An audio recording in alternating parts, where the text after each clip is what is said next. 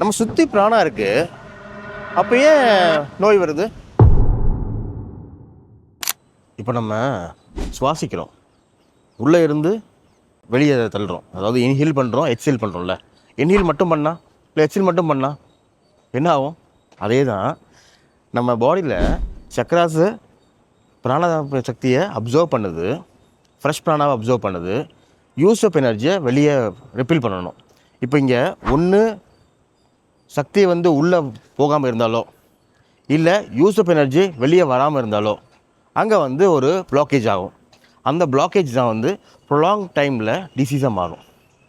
So இதில் என்ன தெரியுதுன்னா, முதல்ல வந்து நம்ம பாடிக்கு ஒரு நோய் வருதுன்னா ஃபிசிக்கல் பாடி வர்றதுக்கு முன்னாடியே இன்விசிபிள் பாடியில் தெரியும். இப்போ உங்களுக்கு புரிஞ்சுருக்கோன்னு நம்புகிறேன். டவுட்னா கமெண்ட் பண்ணுங்கள்.